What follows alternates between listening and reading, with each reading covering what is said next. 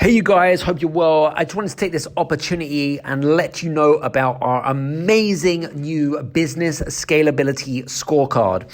So have you ever wondered if you're an entrepreneur, you're a business owner, and you want to grow and scale the business, but not sure how, and you're looking for some advice and you're looking for some strategies about how you could effectively grow and scale your business?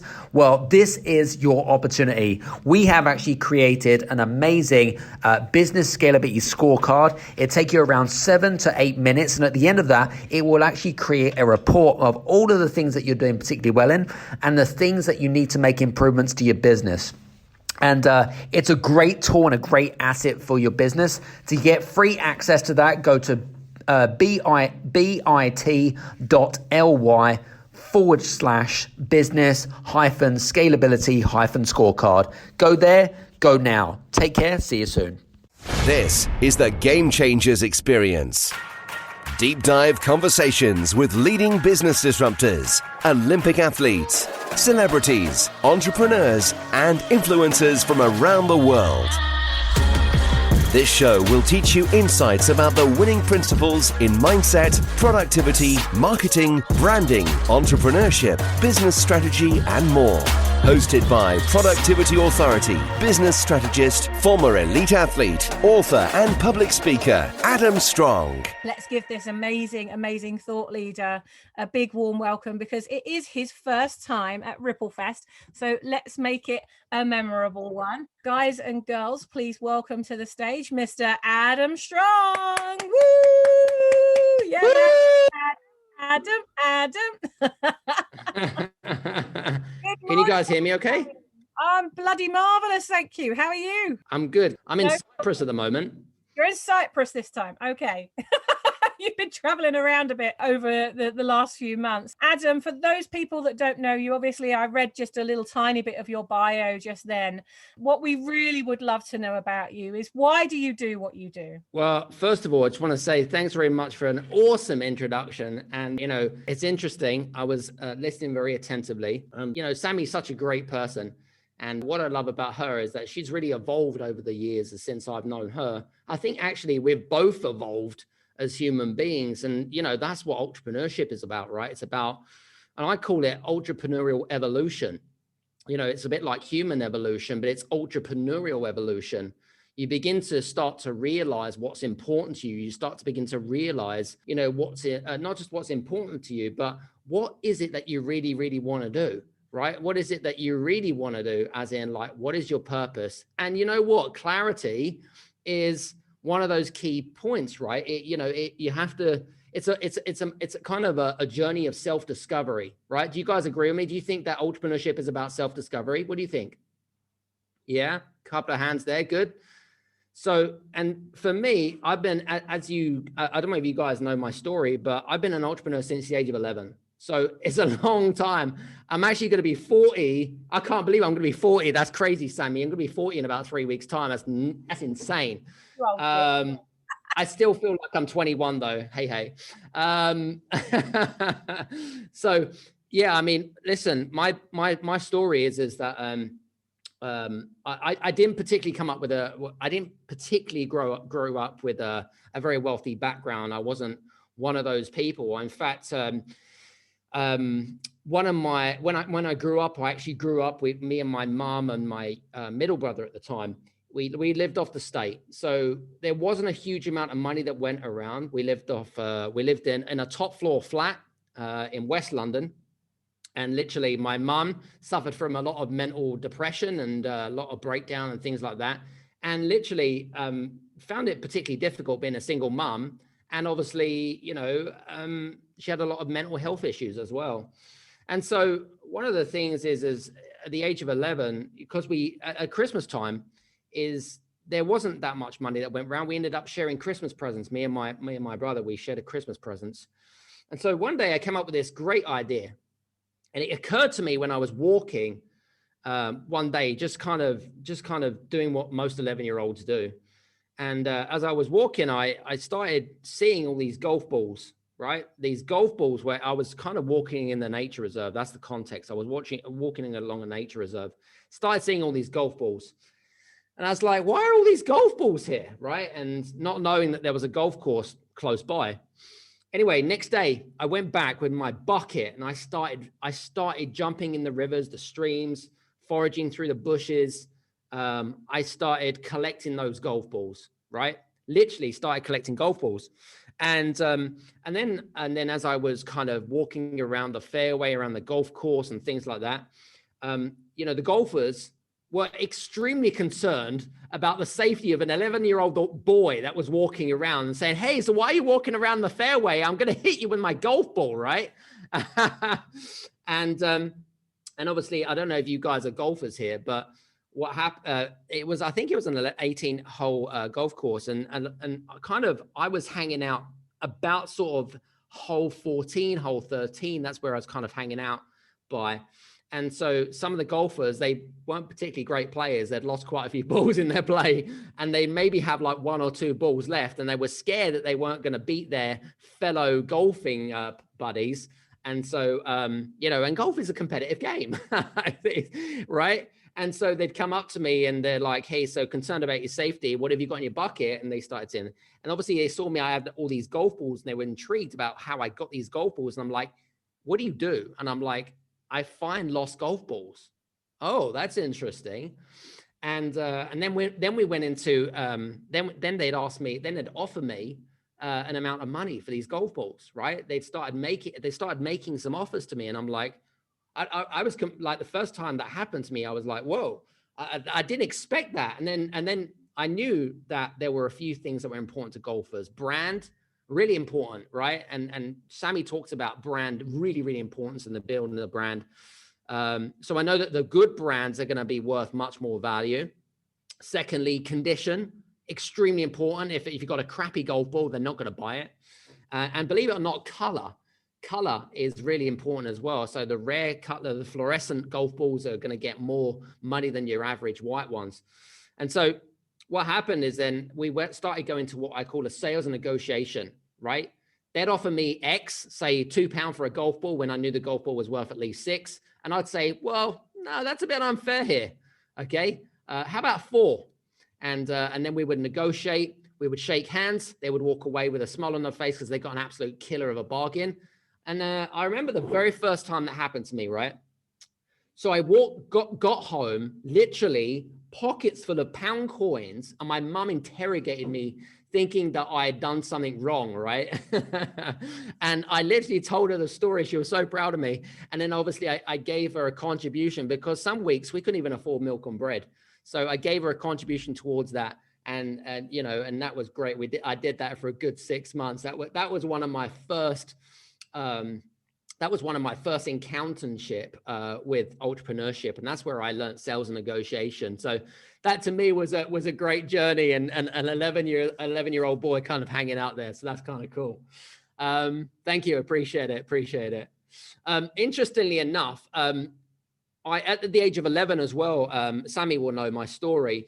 At the age of 10, actually, I lost my hair to alopecia because I didn't particularly have a great childhood, but it affected me in so many different ways. I remember one day waking up and literally my hair literally came out in handfuls, and within about a few minutes it was all gone. And I'm like, I was a bit freaked out because I just didn't know. And obviously back in the day of about 30 years ago, they just didn't know what it was.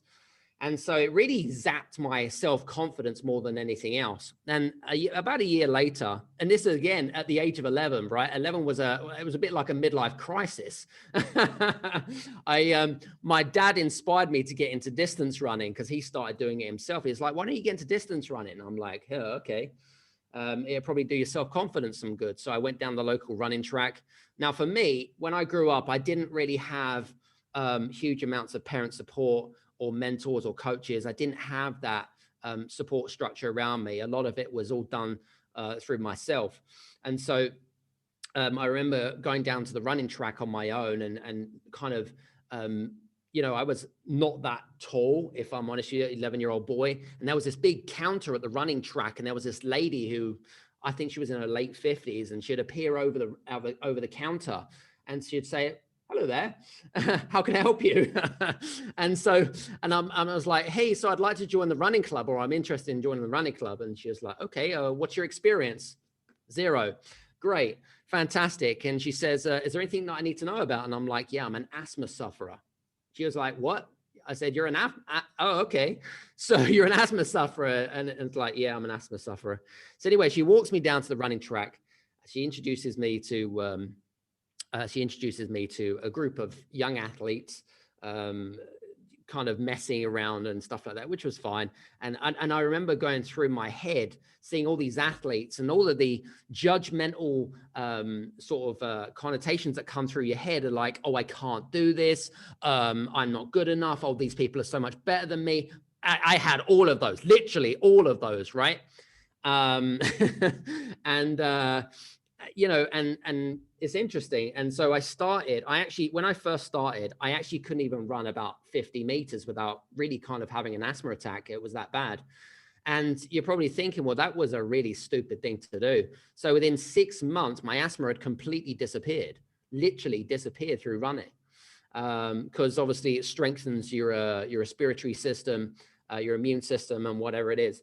But the other thing as well within that sort of 11-year-old story as well is I met my training partner, who is now the current world and Olympic champion, Samo Farah. And I was also introduced to my first coach, and his name was called Alex McGee. Alex was Scottish, having the surname McGee. Of course, you'd probably think it was Scottish.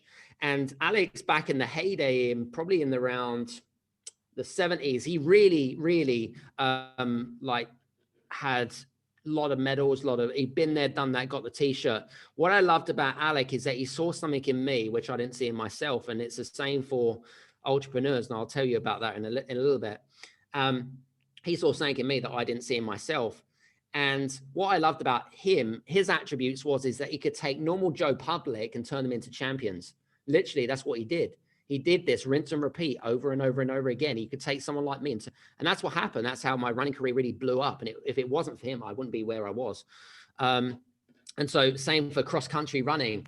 Right? I don't know if you guys remember being back at school. Some of you are a little bit older than me, but being back at school, right, where in the winter time, your PE teacher would ask you to go and do some cross-country running around a muddy field, and it would be like -2, and all you'd have is like really short skirts or short shorts and a vest, right? And everyone would hate it. Well, I used to love it.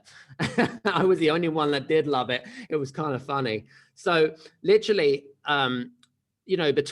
between from that age of 11 up until, I don't know, I can't remember when I finished, but literally I learned a lot from when I was a young age. It boosted my self-confidence. It built my resilience. It got me super focused. So my typical day, I'll quickly tell you what my typical day was. I typically get up about 5:30 in the morning. This is a typical weekday for me, right? My school actually was based in Surrey. I was in West London. So I'd had to catch a train. I'd had to catch 2 trains, actually. I had to go into London to go back out of London because my mum didn't drive. And so it would take at least an hour and 15 to hour and a half travel going on the train to school. But also I needed to fit in training, homework, needed to get up early. I trained at least twice a week. I'd compete at weekends as well. Literally, I had 0 social life.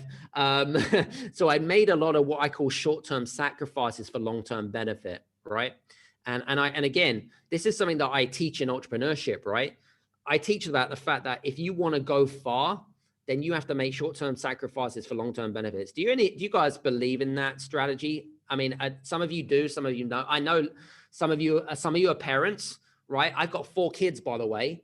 I've got 4 kids, 3 businesses in 3 different countries. When people say to me, oh, I don't have time to do this, I don't have time to this, I challenge that thought process straight away, right? And so it is a complete mindset. So from a very young age, I built these skill sets, I built these attributes and these tactics, and I literally transitioned that into effectively building a successful business. And that's kind of really how it started for me. Amazing. And I mean, just taking those success principles and applying them to everything that you do. You know, what I'm hearing is you really monotasked. So you owned that lane. It's like you made a commitment. This is what I'm going to do. I'm doing it. So you didn't get distracted. You knew there's my train. That's going to get me there. Then I'm going to come back and then I'm going to do this. So it was almost like this series of actions that created the traction for you to hit the track and win. Absolutely. And compete and win. Absolutely. You know, and here's the thing, right? In entrepreneurship, right, we're all busy. We've got busy minds. Some of us are left brain logical, right brain creative. It just depends, right? But if you really want to be successful, Sammy, right? And here's the difference, right? If you really want to be successful, number one is to focus on one thing at a time. Try to not focus on too many things at a time. Because otherwise, if you focus, your energy is going to be sporadically. And guess what? If and the thing is the question is that if it doesn't work out the way you want it to in terms of your expectations or the results that you desire, the reason for that is then you have to question that, right? The question you have to ask yourself is, why didn't it work? Okay, did I give it my all, right? I'm always about, for me, I'm about excellence, right? If you fail at something, right? And I never call it a failure, I call it a learning journey, right? We're all on a learning journey, okay? And if it doesn't work out the way you want it to work out, right? You have to really question that. And normally those questions is, well, was I present? Number one. Number two, did I go all in? I'm an all in type of guy, right? I'm not I'll think about it. Maybe, I'll sit on the fence for 6 months and blah, blah, blah. No, I'm a very kind of black and white type of personality. If I'm really fueled up by it, and it really aligns to my values, and we talk about values a lot with our mastermind members, is if it aligns to the values, then go, just go. Don't think, just go. Because for me, I was just like, I mean, you know me pretty well, Sammy. My middle name is Action Taker, right? When I literally, like, the first quarter of this year is insane.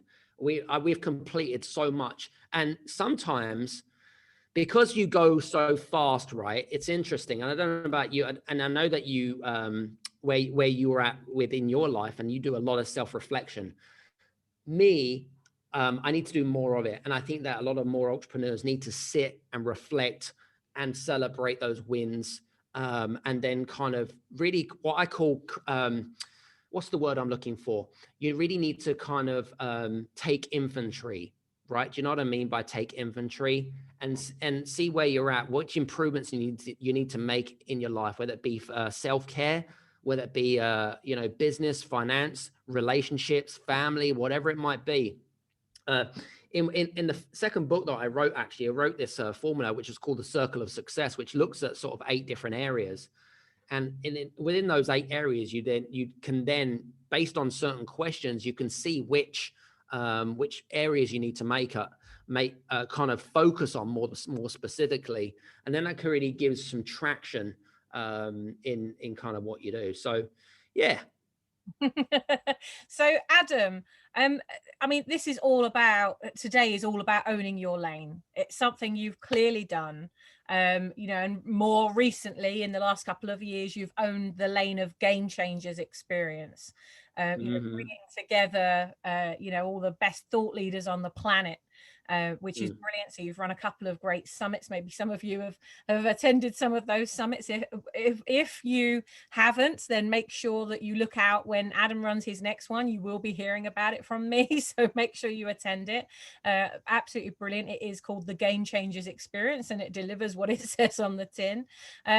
So Adam, for our Ripple makers who are now at the end of this RippleFest, and we've started to own our identity, own the value we bring to the world, really owning our gift. And now, yesterday we got into owning our impact. Today we're owning that lane. What advice or activities have you got for our Ripple makers this morning to support them in going out there now into the world and really owning what they have?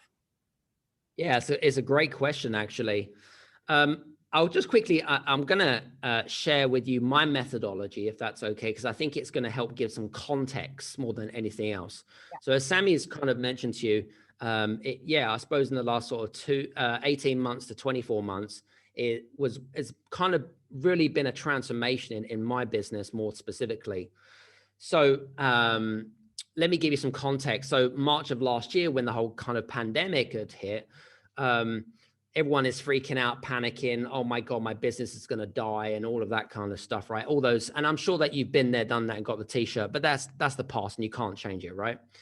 So when I came to this realization, there is a few things that I learned in this experience. First of all, is that everyone wants to jump on everyone's virtual stages. Oh, it's me, I'm a speaker, I'm this and I'm that. I want to get on podcasts and blah, blah, blah. And this, guess what? It becomes the me show, right? And for me, I'm not really a type of me type of person, right?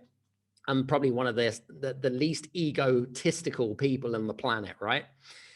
So the other thing that you have to think about is, how do you create opportunities, right? What do you create? How do you create opportunities for others?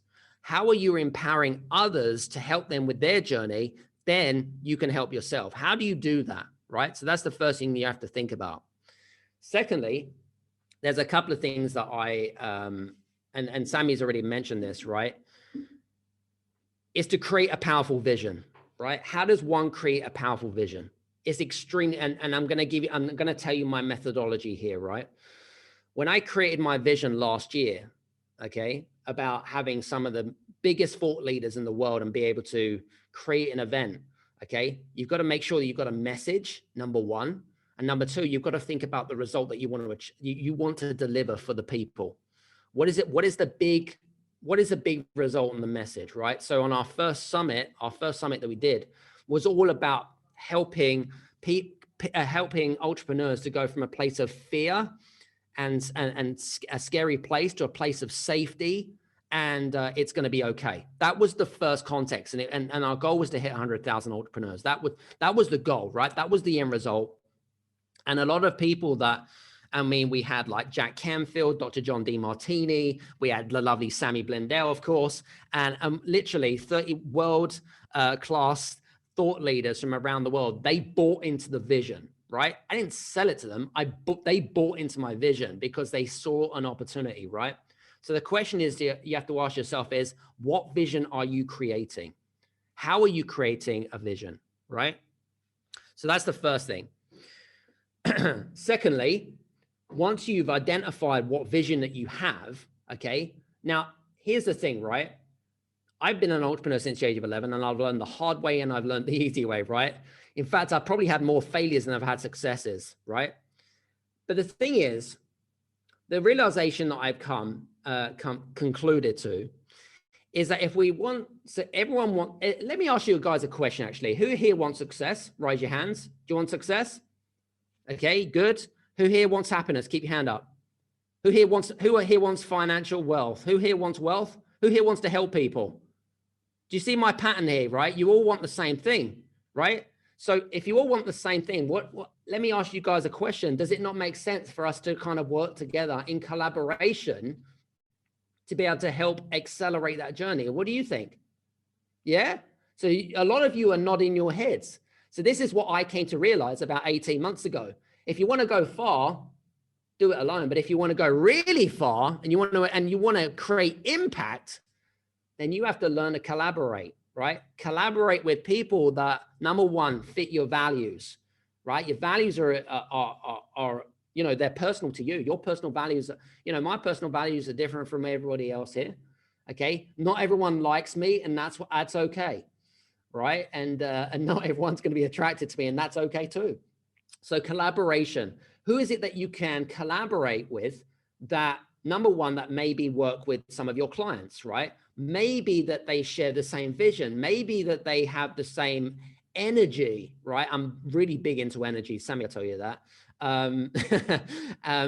Do you get a good, when I make decisions, right, I use my gut instinct, right? What does your intuition say to you? Right? Don't think with your head or your heart, think with your gut, right? What does your intuition say to you? Does this person feel good? Do they look good? Do I get good vibes from them? In fact, some of the best relationships that I've created this year so far is on an app called Clubhouse. And I'm sure that you guys are familiar with Clubhouse. Anyone on Clubhouse?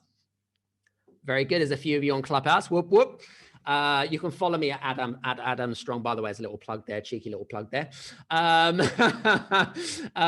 So in fact, some of the relationships that I have formed and created have actually been on Clubhouse. And honestly, some people are absolutely amazing. I've met people from all over the world. But going back to the summit, the first summit, we actually, we had 2,100 people come through the summit on the first time round, right? Because they understood, and we created this message, right? We created this message and this result, and we all unified and synergized together. Does that make sense, right? And so that was a real big learning curve. It was exhausting. So I came up with the idea.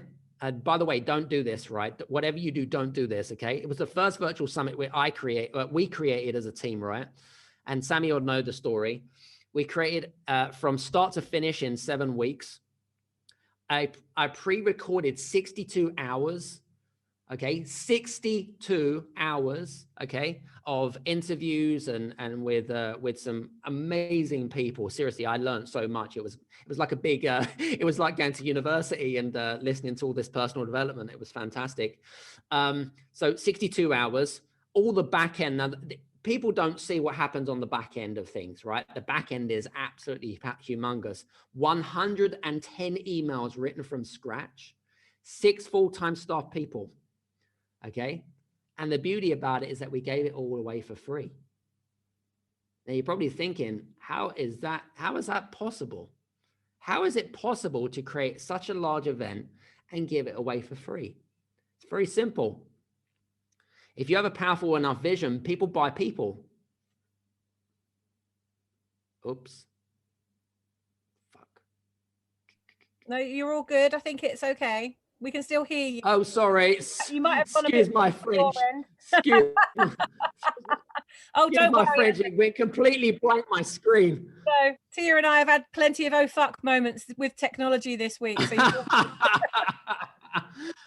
it went completely blank. But anyway, I'm back in the game. So anyway, so as I was mentioning you, so back to finish, 62 hours, back end, 110 emails, 6 full-time staff, and it was amazing. 2,100 people came through it. We had such great feedback. The results were off the charts. And by the way, I had a newborn baby in between this as well. So I just wanted to let you know. This was all in 7 weeks. So when people come to me for excuses, I'm like, hey, you got no excuses. You really don't have any excuses. Then we did it the second time round. And the second time round was absolutely, oh my God. We didn't have as many people because the industry changes, the way that we work changes and everything like that. But what was amazing about the second time round is that we did it absolutely live, like we're doing right now. We did it completely live. We had people from all over the world, from Malaysia to the United States, Australasia, Taiwan, Thailand. Literally, it was a global event. We had Marshall Goldsmith. We had Bob Berg. Literally, these guys, I'm not kidding you guys. They are not only New York Times bestselling book or authors or whatever it might be. They are the biggest, baddest industry influence authorities in the world. And they are not the types of egotistical people that shout about it either. They're just not, and nor am I. But honestly, it was absolutely amazing. And so off the back of that, the other thing that you got to think about is friendships and relationships, right? Super important in context. When you work in the virtual world, relationships, relational capital is probably one of the most important things. So let's just quickly summarize off the back of this. Number 1, create a vision, okay? Create a powerful vision. That's the first thing, okay? Number 2, make sure you're doing something aligned to your values. Really super important. If you don't know how to create values, just go back. Don't think of it as I'm hardworking, I'm professional. No, that's standards. And there are standards and there are values, very, very different things. So values, really, really important. Who can you collaborate, right? Which influencers, which industry authorities, what clients. I know that Sammy does a lot of stuff with you guys in terms of clients because she wants to showcase you, right? And you'll notice that the people that get to a level where money doesn't money, I don't give a shit about money. Sammy doesn't give a shit about money. You know, this event is free effectively. It's done for charity. And so that's what I love about it. And it's the same for me. Like, money will come, right? The universe will reward for those who give back more. It's as simple as that. Third or fourth, intuition. Go with your intuition and your gut instinct, right? Think with your intuition and gut instinct. And then the last one, which was all about the power of collaboration. Okay, really important, collaboration. I think I already said that, maybe. It's so important you said it twice. There you go, exactly. Remembering the philosophy of one drop, guys. Individually, we are one drop. Together, we are an ocean. And that's the point here that we're making, is actually don't try and do it all on your own, because you don't have to. And as you said, Adam, you know, it's there's a different energy as well when you're running something live. I think that wasn't there somebody said recently in one of our RippleFests, one of our previous RippleFests, something like your learning increases by like 4 times. It might have been Dr. John DeMartini said something like your learning increases by 4 times when you attend live versus watching replays. So it's like you're soaking in 4 times as much than when you watch the replay itself. And you know, and I think that's very important. And I think as part of that challenges speaking session that I did when we first spoke on stage together. I mean, Adam and I had known each other for maybe 6 or 7 years, actually, as part of another network that we're in, but we finally met 2 years ago on the same stage. And I think one of the things I was sharing there was when I ran my first challenge, I did that live. And then the second challenge, I thought I'm going to test it and see. I'm going to replay the recordings of the first challenge and see how that goes, because I've already delivered the content. What will the results be if I'm playing that? And there were easily only about a third of the results of the recorded one versus the live. Yep. So, you know, and it's a lot more stressful actually to pre-record stuff, you know, unless it's already recorded. And I found that out, like you say, Adam, when we launched the Law of Brand Attraction 2 a couple of weeks ago. I pre-interviewed half of the authors over a couple of days, and that was actually way more stressful than just going live one after the other on the day itself. Exactly. So yeah, I mean, some big learnings there for you guys. You can learn from our mistakes. So Adam, you know, you've obviously you know, mastered these success principles for yourself, and that's enabled you to own that lane and just get really clear and focused on the thing that you really want to do.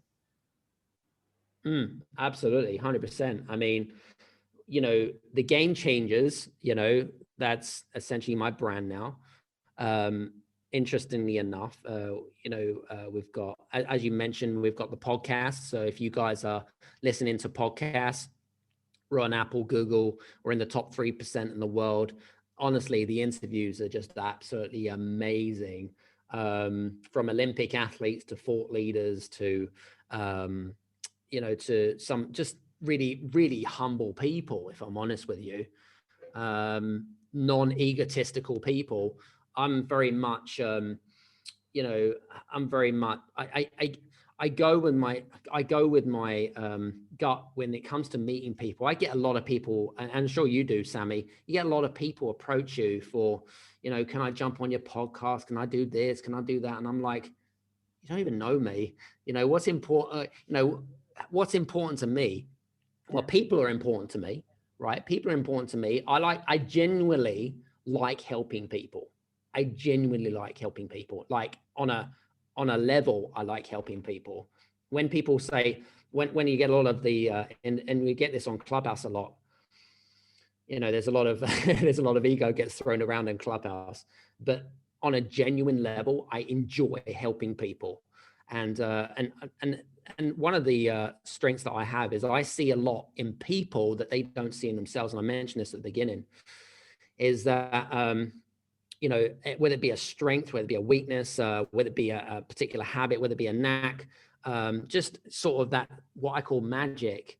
But we're all on, like I said, you're all on a journey of self-discovery. Okay. And you need to self-discover that for yourself, right? It's taken me years to get to a point now where I could safely, I'm never going to be satisfied, by the way, and entrepreneurs in particular, right? They're never satisfied. They're never happy. They're always pushing the bar higher and higher and higher and higher. That's for me. But you've also got to acknowledge, and this is one thing that I learned in my journey, is not to be so hard on yourself, right? This is extremely important. Take note on this one. And I want you to write this on your piece of paper. I am not to be so hard on myself. If I don't achieve what I'm set to achieve, right? Okay, it's okay. All right? It's okay, right? Yes, we are. Yes, we've all got families. Yes, we've all got kids. As long as you've gone at number one, you're an A player, right? That means that you've turned up and you've gone all in. And if you didn't achieve what you set to achieve, or maybe the deadline or whatever it was, okay, then it's okay. You can self-reflect, and when you crack at it next time, then guess what? It's going to be better, right? Because the expectation won't be so high on yourself. But don't be so damn hard on yourself. I used to be so hard on myself, and I still am, purely because I was an athlete. And so if I'm not achieving, if I'm not getting results, I'm going to get pissed off with myself. Literally, I'm going to beat myself up, right? But the reality is that you've got to learn to celebrate the wins. You've got to learn to self-reflect. You've got to learn to self-care. Okay. And, and it takes time to evolve that. So hope that helps, guys. It does very much. I can see the nodding going on in the audience. And because we've got Facebook comments, we've got the Zoom comments. we are balancing these lanes this morning. So Adam, if you could give one last final piece of advice as we start to wrap up this morning for these game changers, these ripple makers that are going out into the world after today. Some of them are being supported by us in the Visionary Hub, and we're going to walk that path together each and every day, step by step, drop by drop. Others are going to go make their own way, and maybe we'll see them again at the next RippleFest.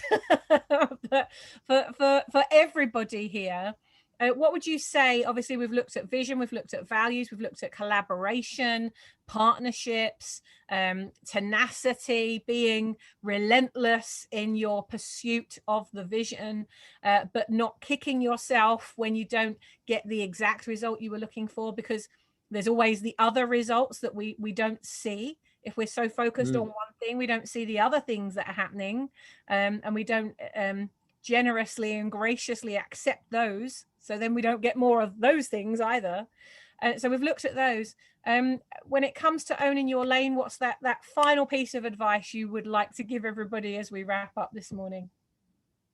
I think for me is do something that you love, right? I know of stories of people that are in jobs that they fucking hate, excuse my French, but they just hate, right? They go and they join the rat race or whatever it might be, even though we're kind of working from home, but they do something which they really detest. And it's all about, oh, I have to do it because of my family. I have to do it because I have to pay the bills and whatever it is, right? At the end of the day, if you're not happy with where you are right now, guess what? It's down to your choices. You have to make a choice. We are the only species on this planet that has the power of choice. You have the power of choice to do whatever you want to do, right? If you're not doing something right now, if you're doing something that isn't making you happy, if you're doing something that isn't fulfilling your cup, if you're not doing something that is aligned to your values and that doesn't serve your purpose, then guess what? It's your fault. It's your fault because it's your choices. So I suppose my last tip of the day is to do something that you love. Okay. And if you don't, change it. Bang, mic drop, boom, you've been told.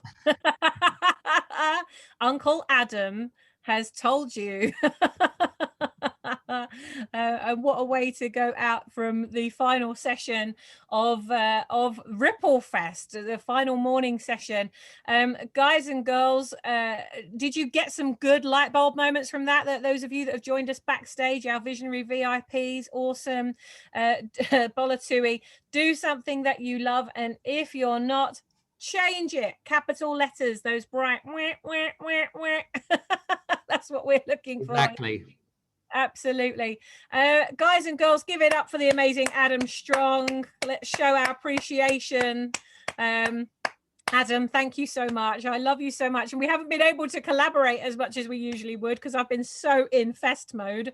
But I know that I'm going to get that interview booked in with you for your Game Changers Experience podcast.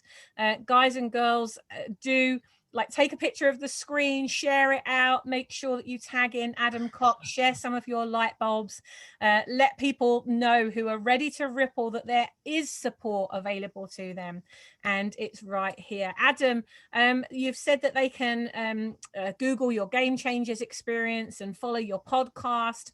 How else is, have you got a website that they can go to and find out more? Yeah, absolutely. 100%. Thanks very much for asking. So I've mentioned the podcast. If you guys are into podcasts, okay, I just kind of would love it. It's called the Game Changers Experience. That's the name of the podcast. So write that down. If you listen to if you could do me a favor, if you guys could do me a big favor, download, say 3 to 5 episodes, have a listen to at least 1 or 2 of them, okay? And write a testimonial or a review about that podcast. If you're not on Apple, by the way, that's okay. Go to a website called Podchaser, Podchaser, Podchaser. Same again, download the episodes on there. You can leave a review on there. That's for the Android users. Alternatively, connect with me on LinkedIn, of course, or you can follow me on Instagram. And I'm also on Clubhouse with Sammy. My Clubhouse handle is called @AdamStrong. And obviously we're all on different journeys as well. So that is my kind of big ask for today. I really appreciate that. And you can check me out and go from there, really. Fabulous. Well, I'm taking the dogs for a walk shortly, so I'll listen to another game-changing experience. Actually, by the way, guys, who was it RippleFest 5 or RippleFest 6 with JP, Jean-Paul de Villiers? Well, I invited John Paul to be part of RippleFest because I heard him speak on Adam's podcast. I was so impressed with JP and Adam's interview with him that I reached out to him. And I mean, Adam, JP and I have been part of a network for a long time, but I'd never considered him as a speaker or somebody that I would bring into something like this. He's a great guy. He's a great guy. Absolutely fantastic guy. And he's gone through so much. It just cut out then. Is that right? Sorry. I was just saying, was he on RippleFest this week with you guys? No, he was on RippleFest 4 or 5. I don't know. We've done so many RippleFests now. I feel like RippleFest has consumed my life in a good way. Honestly, I'm just addicted to RippleFest because it's just, we're raising thousands for charity every month. We're bringing the best speakers and collaborators, mentors and coaches to really good people. I'm connecting really good people with really good people, and that feels really good. So Adam, thank you so much for being part of my growth, for us being able to collaborate and champion each other, and for you being such a heart that has brought your heart to this morning. Thank you so much. Appreciate it. Thanks very much, guys. Hey, you guys, I just want to say thank you so much for listening in to this episode of the Game Changers Experience. I hope that you got some amazing value, some great insights, and golden nuggets that you can implement into your business straight away. I would really, really appreciate it if you could leave a 5-star review on the button below. Have a fantastic day, and we'll see you on the next episode. Take care.